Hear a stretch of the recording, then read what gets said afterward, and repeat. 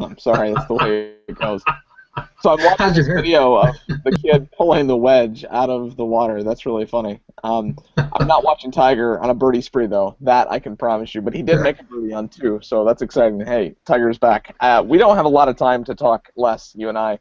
We have got a guest that I am excited is not the word because I am so pumped about today's guest. I just want to get right into questions. But we've got Jason Boslow with us from Shop Junior Golf. Jason, don't even say hi because we got to get to questions. Les, you're going to have to tell us who you're from now because I'm not allowed to say who you used to be with.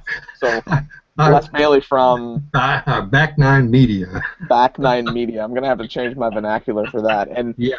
you know, the guest of honor today, I've known the guy for years. I mean, my gosh, it's probably been 5 or 6 years now since the first time we met, and we've stayed connected online and on Twitter, and we see each other every now and then. But you've got a new project that was so exciting that I had to get you on the show to be able to talk about. So you also have some stuff that you do with the Golf Channel, and we're going to talk about that a little bit today as well. But we've got a half an hour to spend with you today, and I'd like to welcome Martin Hall from Golf's Lifetime Lessons to the Friday Foursome. Martin, I'm so excited to have you here with us today.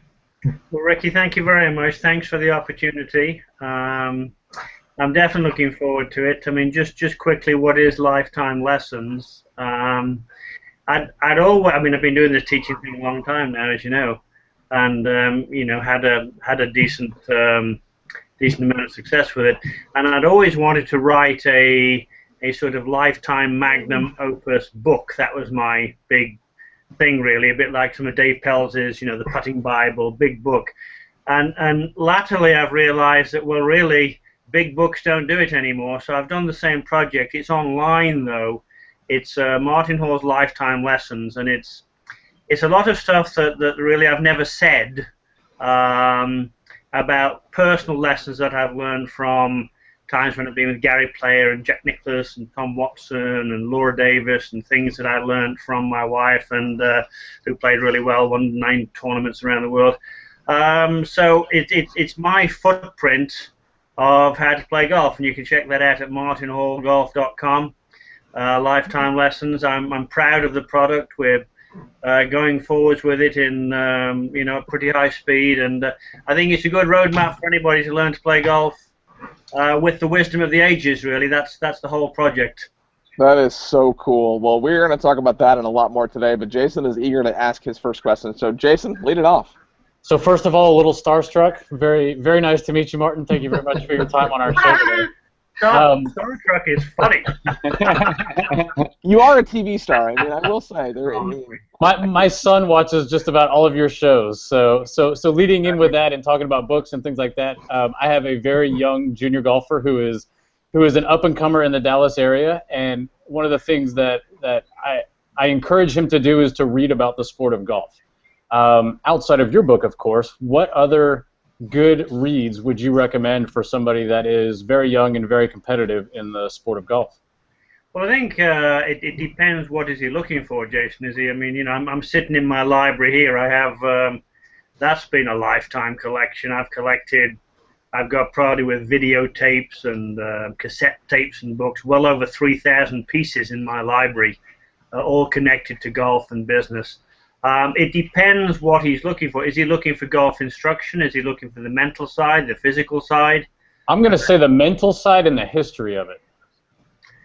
The history, well, I think studying anything from the Royal and Ancient and anything from the USGA, the Hogan books, the Hogan Mystique is a fascinating book. Jules Alexander, lots of pictures in that, but nice commentary there. But that's nice that he's a young man looking at the history of the game, because I think both mentally, physically, and technically, swing-wise, success leaves clues. I've always believed that, and some people talk about the modern swing and the new swing. I have a very strong opinion indeed that what Bobby Jones did in the 1920s, what Ben Hogan did in the 1950s, what Johnny Miller and Jack Nicklaus did in the 1970s, it would be working just fine now. I mean, for me, the how to play golf is timeless. the necessities won't change. The ability to put the club on the ball and how we do that. The great players through the ages have common denominators, and so I think autobiographies I would suggest to him. Jason, I think the Hogan autobiographies are good. The Nicklaus autobiographies are good. Greg Norman's is a great read. Faldo's is a great read. He'd find out an awful lot about golf, what it means to play tournament play, and the traditions of it by starting with those books. Good advice. Thank you. So you said the words Jack Nicklaus, and I know there is a lot of history with you and Jack, and I know that Les has got a couple of questions about that. So Les? Is it my turn? Yes. Okay. Martin, welcome to the Friday Foursome. Do you use Jack's swing as a template for any of your instruction? Yeah, for some, certainly. I think what Jack's club did to the ball is more important than how Jack's swing looks. I think one of the things I've learnt, Les, over the years is that video is helpful, no question about it, but video shows style and ball flight shows skill. And anybody who can play well, whether it's a tournament player, somebody who plays in the West Palm Beach County Amateur, someone who plays at the club level, somebody who plays in the Men's Golf League who's a pretty good player, they have a way to have an effective, repetitive impact. Now, I'm all about teaching effective, repetitive impact. I think at the end of the day, how it looks is slightly overrated. What it does is more important, the sort of the collision of the club to the ball and how you influence that. And I think there are many nuances of how to make the club behave properly and therefore make the ball behave. As John Jacobs always said to me, golf is ball control. That's what golf is about. If you can control your ball, then you're playing well. As in Jordan Spieth this year, Yeah. good control of the ball from tee right through to green. And of course, Tiger is struggling with that right now. I mean, maybe he'll get it back. We'll see. But Yeah, maybe, Ricky. He did birdie the third hole, by the way. Good. He got back-to-back birdies. Well, that's good. But I think, I mean, yeah, there are certain things about Jack Nicklaus's swing that I will use. But the models that I use, Les, if I use a model for a player, it is to fit what their swing needs. If someone's too flat, I might show them Jack Nicklaus. If they turn through too fast, I might show them Jack Nicklaus. But you know, people who are too upright and slide too much, I wouldn't show them Jack Nicklaus. So I think the model has to fit the student. All right, yeah. So that's really cool. Like that, and a big thing that for me is with the swing is that everyone's swing is different. And anybody that's seen me play, my feet aim 20 yards right, my divots point 20 yards left, and the ball goes straight. And I honestly do feel like I am in a little bit of control of where the ball goes. And I've got a lot of reasons in my head. I've never taken a lesson, but I have a few reasons in my head of why I think that that's the case. But at the end of the day, I mean, Hank Handy and I had a conversation on Twitter about that, and he's like, hey, does the ball go straight? And if it does, who cares where your feet aim or where your divots point? So that's a conversation that Well, you have. I agree with that, and of course I think very highly of Hank Haney. I think he's an outstanding teacher, and you know, I've learned many lessons from him, and some of those I talk about in Martin Hall's Lifetime Lessons. But I don't just something that touched me there. The ball doesn't need to go straight. I think actually, if a golfer's trying to hit the ball straight, it's probably a task that has no chance of success. Ben Hogan in my library behind, quote, "If you ever see me hit a ball straight, it was an accident." So I think trying to hit it straight, the problem with trying to hit it straight, Rick, is you'll miss it both ways. I think what all good players do is they have a predictable curve pattern. Zach Johnson, recent winner of the Open Championship, he hits almost every ball he hits, starts to the right, curves to the left, but never crosses his target line. Now that was a lifetime lesson that I learned from Mike Bender, who is Zach's coach. I used to think that a draw was a shot stop that, you know, sort of started right and curved left, or maybe just curved left.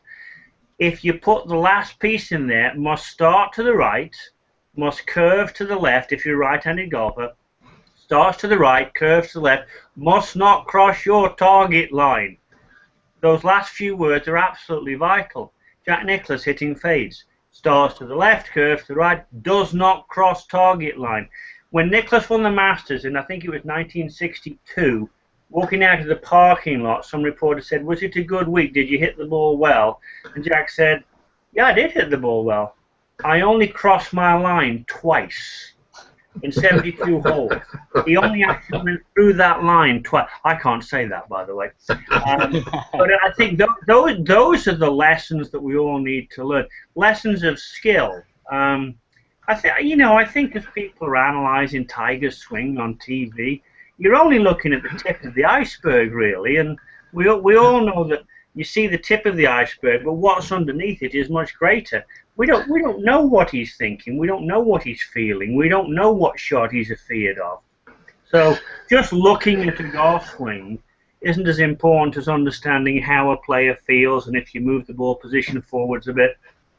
A lot of ways to make the ball behave, but hitting straight probably isn't one of them. I like that quote that if you see me hitting it straight, it was an accident. So you and I, we met through Imivex, which is your website provider, and Steve Brzezinski, and he better be watching right now, and if he's not, I'm going to yell at him later. But Steve Brzezinski, I wanted to, say hello to Steve, because I haven't seen him in a long time, and he was the one that kind of introduced the idea of getting you onto the Friday Foursome. But tell me a little bit more about your history with Imivex and what they've done with you. I mean, I know you've gone through a major website design, so talk about your history with Imivex and Steve Brzezinski. Yeah, no, well, Steve's wonderful, wonderful man, being great with us, and they've gladly, happily partnered with us in this, in this project, in Lifetime Lessons. But they've been my internet provider for probably 6 or 7 years. I have never one time have we had any problems with them. I think they do a fabulous job on streaming video, internet, looking after your website, forwarding emails, all that sort of stuff. All stuff that's way beyond my pay grade. I teach people to hit balls with a stick. That's awesome. Yeah, no, but I enjoy all the people at Imivex. Zach Miller, love spending time with him. He's a great golf enthusiast. Yeah, absolutely. I've actually never had the chance to play like a legitimate head-to-head match with him, and I'd love to be able to do that sometime. We've played together several times in the past, but just him and I, because I feel like we're both competitors and we grind it out. So the Friday Foursome is sponsored by greenskeeper.org, and normally Greenskeeper sends in 2 or 3 questions each week for the guests. Well, I got about 30 from Greenskeeper this week, so I'm going to be sifting through these, and I'm going to ask a couple. But Rob1563 had a really good question about the first lesson you give with someone. And he said, what is the first thing that you look at when you see a student for the first time? Is it stance? Is it alignment? Is it grip? Is it mechanics? So what are your first impressions when you step into that initial lesson with a student? Well, I actually don't do it that way. I mean, if it's the first lesson with a student, I would say, how can I help you? I want to know how they think I can help them. I might sort of construct a plan thereafter, but I would ask, how can I help you? And they will say, well, maybe I want more consistency, I want more distance, it's the short game. And then I'll watch them hit some shots, and I'll formulate my own plan. Sometimes people say, well, I'm just hitting it everywhere. Well, actually, you can't hit it everywhere. You're either hitting pulls and slices, or you're hitting pushes and hooks. There's never been a golfer I've seen who hit random pushes and slices and pulls and hooks shot after shot, unless they're doing it on purpose. Nobody does that. So the first thing I ask is, how can I help them? The second thing I'll do is watch them hit half a dozen shots to a dozen shots. I'm looking at the contact. I'm listening for the contact. I'm looking for a pattern. And then when I've seen what the pattern is, if there is one, well, there's always a pattern. I shouldn't say that. I'm looking for the pattern. Then I'll video the golf swing. And then my job is to find, as I analyze the video with them, to find the smoking gun for what the problem is. That's what I would do if somebody is, if they've played some amount of golf. I don't teach many beginners now, but if I taught a beginner, my sister's actually started playing just after all these years, I must say, and I like to teach beginners. I like to teach them to putt, then chip, then pitch, and work the way back to the green. Tiger Woods learned to play that way. And his father said it wasn't an accident that he learned from the green back to the tee. Harvey Pennick, one of golf's great teachers, taught the game from the green back to the tee. Bob Tosky, one of my great mentors, the same. Because my view is, if someone can't putt, they probably won't be able to chip. If they can't chip, they probably won't be able to pitch. It's all skill development. So If it's a beginner, I'll go putt, chip, pitch, and build it up. If it's an accomplished player, I'm looking for the pattern, and I'm looking for where the smoking gun is within that pattern. I don't want anybody to copy Zach Johnson's swing or Jordan Spieth's swing or Louis Oosthuizen or Charles Schwartzel or whoever the player is. I don't look for people copying. I might just show a model where there's one or two pieces that would be really good for that player to emulate. So talking about lessons, and my question has to do with the logo on your shirt, I think. Are you still actively giving lessons, and if so, oh, where? Absolutely. I've been out there for 7 hours this morning in the Florida heat. I really do love teaching golf. I really love teaching golf. I actually, at this point in my life, I enjoy teaching golf more than I enjoy playing golf. I love hitting golf balls and trying to make the ball do things in the air. But I love teaching golf, and yes, I still teach golf 4 or 5 days a week, and then do this. I say the television is my hobby, and teaching golf is my job. And that's how I look at it. But I love teaching golf. And where are you teaching at currently? Ibis Golf Country Club, West Palm Beach in Florida. 3 wonderful Nicklaus golf courses. We've just finished a fantastic renovation to the fitness center and the clubhouse, a modest $40 million renovation. Wow. And it is, if I said it was spectacular, that is understating the case. It is incredible. So very proud to be associated with them. Been there 19 seasons now, and every day I go to work, I enjoy it. I really do. So well, my second question is back to the old guys. You know, the 5 easy lessons and Golf My Way were my early introduction to golf, and I was just curious as to how different and how alike are the two methods. I'm sorry. Say again. I got the Golf My Way bit. The 5 easy lessons from Ben Hogan and Golf My Way. Different? Yeah, well, they are. I mean, Jack's book, Golf My Way, and the 5 lessons. Well, they're very different. You know, Hogan's was a flattish golf swing with an emphasis on hip rotation through the ball. I think he hit a lowish ball flight, and was very much an anti-hook golf book. My mentor John Jacobs said he thought it was a wonderful book. He just thought the title was wrong. The title should have been, according to John Jacobs, the title should have been Ben Hogan, How I Never Hooked the Golf Ball. So if that's true, and I think if that's true, if you're suffering from a slice, it probably isn't a very good book.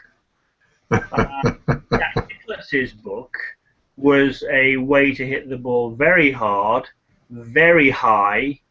A lot of what's in there is fantastic to this day. People talked about Nicklaus's fade, and you know, when I watched Jack, I actually gave him a lesson once at Ibis. One time we spent an hour working on it. His fade would move, probably as much as 1 yard in the air on a 300-yard drive. That was his fade. His fade really was just a ball that didn't curve left. You know, he was very much an up and under. I would say Nicklaus's swing was more of a free release, and so if that's what your golf needs, it's a great book. And I think Hogan's swing was definitely a bit of a block with the left wrist. Yeah, that's kind of what I thought, but I wasn't. Yeah, I wanted to get your opinion of it. But I think, I mean, there are pieces from both of those books that I would use. Sometimes people say, well, what's your favorite book? All of them. Really? They all have, you know, well, you can look back here. That's just one piece of it. All of them. Yeah. I think it's, they all have something great to say for the right person at the right time. That's a good segue, because Johnny GK from Greenskeeper said that Jack's video, Golf My Way, was his golf swing Bible, and he wants to know, did you know Jack at the time, and care to share any stories? You just told one that you gave him a lesson at Ibis, but did you know him at the time of that? I can share. There's some Jack stories I'm not going to share. I can share my favorite Jack story, actually. My favorite Jack Nicklaus story. I was recruited by Jim Flick to be one of the Nicklaus Flick instructors when Jim and Jack started the Nicklaus Flick Golf Schools in about 1990. And I was called up on a Saturday morning. I was working in Boca Raton at the time. I was called up on a Saturday morning to go to Ibis and meet Jack. And there's a couple of things, actually. First of all, I drove 40 miles, and I was practicing all the way up. Good afternoon, Mr. Nicklaus, nice to meet you. Good afternoon, Mr. Nicklaus, nice to meet you. Good afternoon. Now stand tall, Martin. Put your hand up. Good afternoon, Mr. Nicklaus, nice to meet you. Good afternoon, Mr. Nicklaus, nice to meet you. And I walked into the cart bar, and there he was. And I put my hand forward and went, and nothing came out. And I remember that very, very, very clearly. And Jack just gave me one of those looks like, is there something wrong with this boy? But that same day, that was the first day I met him actually, that same day we stood on the 8th tee and I thought, well, I'm going to ask him because he hadn't hired me at this point. I thought I may never meet the man again. And I said, how did you win 18 professional majors? And he said, well, you know, perhaps my mental set was a bit better than many and I was a bit more conservative on the back nine of a major than many. I said, no, you know what, that really wasn't what it was. And I said, well, come on then, what, more? And he said, I knew on the last 9 holes of the major, I knew I wasn't going to miss the ball 1 yard left of where I was looking. He knew he wasn't going to draw it. And I said, well, how did you do that? And he said, well, that's easy, Martin. Yeah, right. That's easy. I made sure that the toe of the club, I don't know if you can see, I've got a golf club here. He said, I made sure the toe of the club never passed the heel until after the ball had gone. And I thought about that for a minute. And my initial thought was, well, that's ridiculous. Nobody could feel the toe of the club. I can't feel the toe of the club. And then I thought, just because you can't feel the toe of the club, it doesn't mean that the greatest player who ever played can't feel the toe of the club. So then I couraged up again and said, well, how did you do that? And he said, well, I'll try and show you. He said, I'll just stand up and do this. He said, as I went through the ball, I hope you can see this. He said, as I went through the ball, I wanted to feel after impact that the palm of my right hand was up to the sky. And I made a big mistake here, because that would stop the club closing. He said, after impact, I wanted to feel the palm of the right hand was up to the sky. And I said, well, Jack, I've got lots of video of you. I don't see that on video. And he said, I don't care what your video says. I know what I felt. And that's one of the things you don't see that on video. But he felt that he kept the face up, open after impact. And in so doing, he never really had much of a sense of hooking the ball. Now, with regard to that, another one of my huge influences, a man called Paul Berthley, said that after impact, that place I just showed you, that these are golden words. He said, feed what you need. Now, Jack Nicklaus wanted to hit a fade. So having the right palm up after impact, very, very good. If you want to hit a draw, this is something I taught Morgan Pressel, who was #1 amateur in the world, #1 junior in the world when we worked together, youngest ever winner of a major. She wanted to draw the ball, so with her left hand, I would teach her to what we used to call catch the raindrops. Paul Berthley used to talk about turn the left palm, the leading palm up, so you would catch the raindrops after impact. So what should you feel after impact? Depends what ball flight you're looking for. Feed what you need after impact. And I think that's where I've come to with my golf is, I think as I said to someone the other day, I did an interview the other day, where I've come to with my golf is in an absolute sea of confusing information. So there's an absolute ocean of confusing information out there. I'd like to be an island of wisdom in a sea of confusion, and that's what I'm trying to do. Very interesting point of view. Very interesting. What a great story. Those are good stories.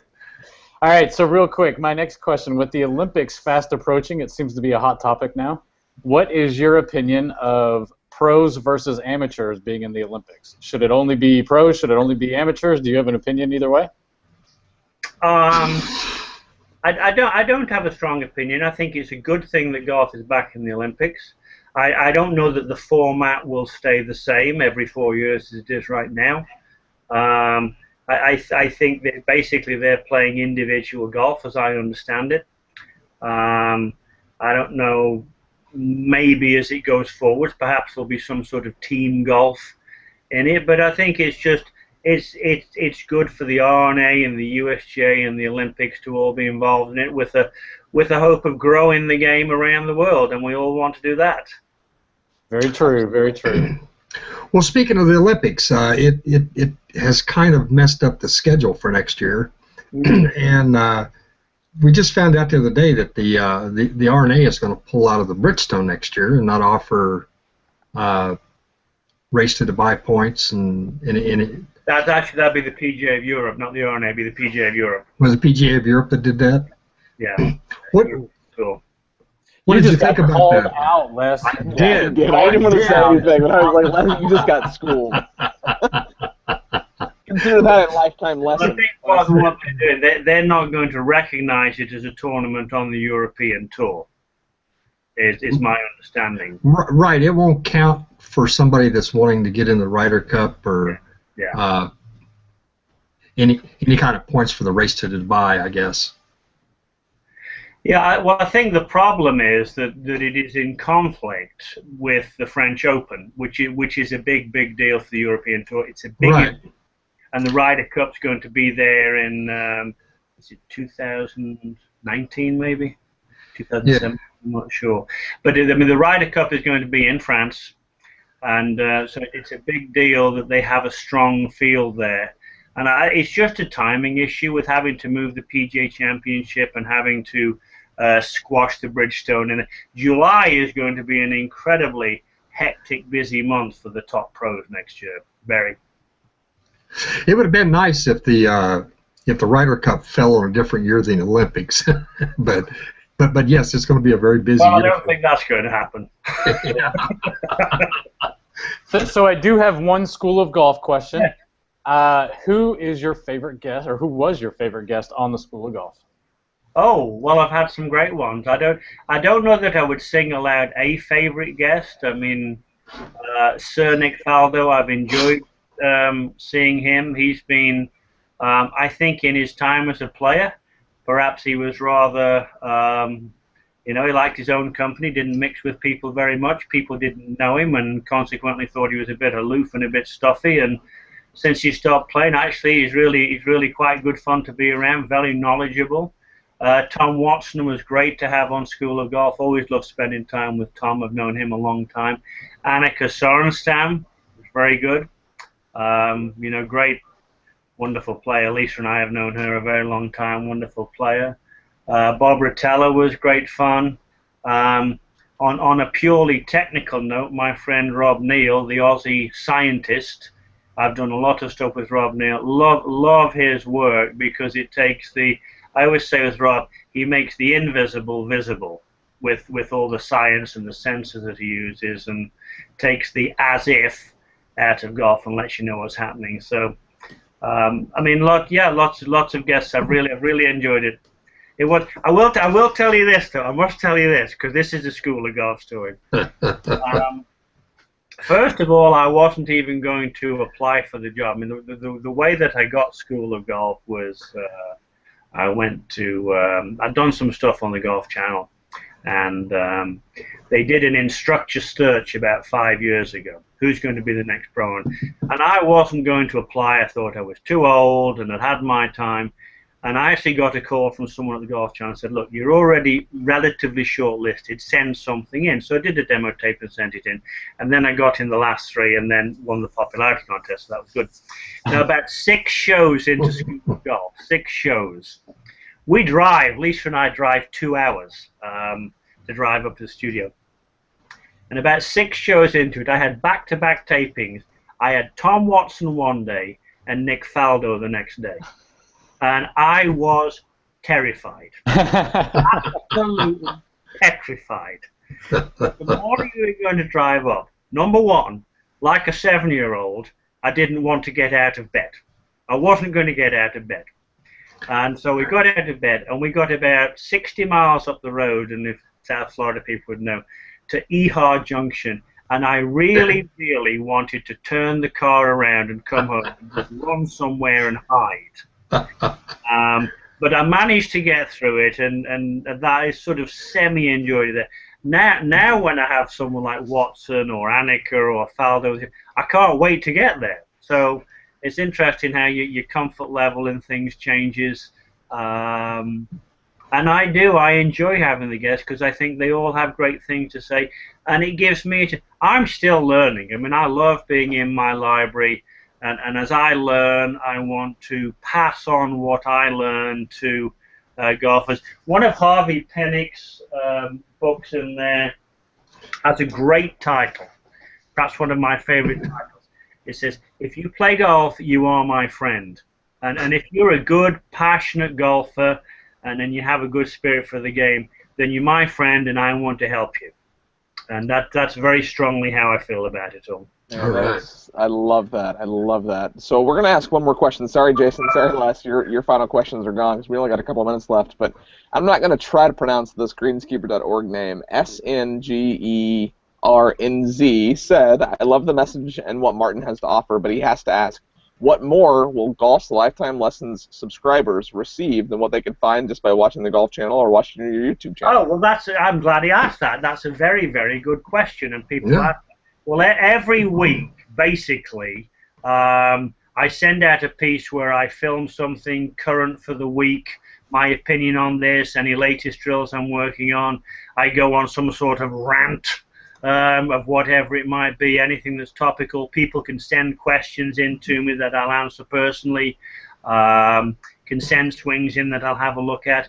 And I do think there's more there than you can watch on School of Golf. I mean, some of it, of course, some people say, well, it's the same. It's not the same because there are constraints on TV. This is all Martin Hall, unfiltered, unedited, and I am going to pour my heart and soul into it. And those that have signed up so far, they seem to like it. Awesome. That is so cool. So we have what we call the back nine. It's just 9 fun golf-related questions, not technical questions, and a couple of these might, well, no technical questions. So they're just fun. So let's have some fun with this. This is Jason's favorite part of the Friday Foursome. So are you ready for your back nine? Well, who's answering the questions? Well, you are. You are. I'm asking them, you're answering them. Am I ready? I don't well, know. Go on then, Ricky. Go on, Ricky. What is your favorite golf course, and you're not allowed to say the one that you work for? Royal Birkdale. Ooh, that's a good choice. Have you ever had an ace, and if so, how many? I have had 7 holes in one. Wow. I want one. Are you willing to share? Because I just need a one. Even I've had one. So do you listen to music when you teach and or when you play golf? No, never. What is your favorite memory of playing on the European Tour?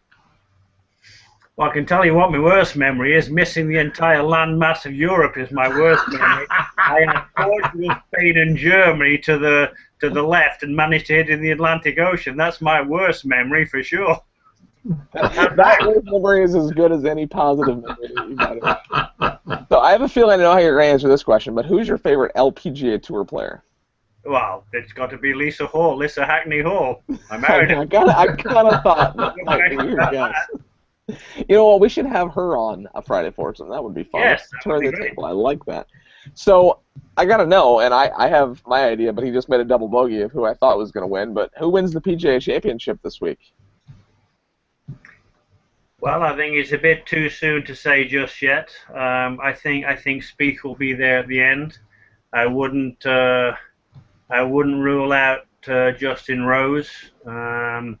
He's been playing well. David Lingmerth has been playing very, very well. You know, he might be a bit of a surprise win, but he's been playing well. I mean, he's trending well. So maybe one of those 3. So not Tiger. Okay. What golf ball are you currently playing? Srixon. Like it. The new one is fantastic. Yeah, it's almost like sticky how soft that golf ball is. So I know, and Les wants me to stop asking this question, but I'm not. I didn't tell you to stop asking this question. Do you think Tiger breaks Jack's record? Why or why not? Stop asking that question. Yes. Why? From this point forward, Martin Hall wants me to stop asking that question. No. First of all, no. I think unlikely, and I would defer back to time I spent with Sir Nick Faldo.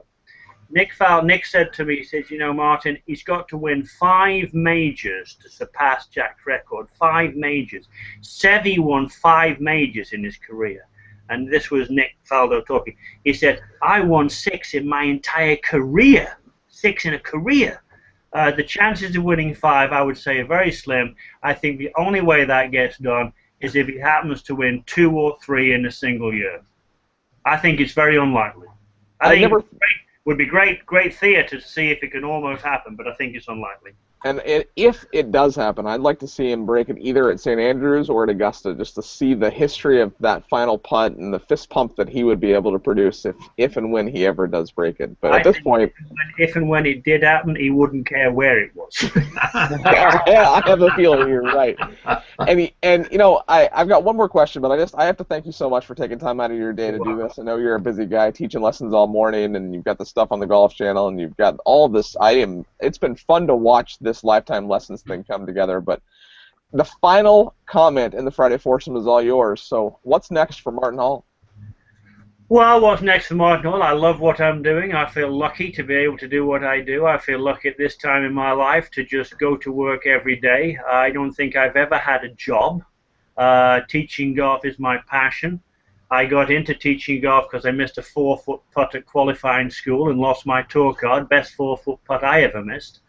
And I think that I want to leave my footprint with Lifetime Lessons. I want it to be all in one place, the very best of what I've got, of what I've learned from the best in the world I've had the good fortune to be around.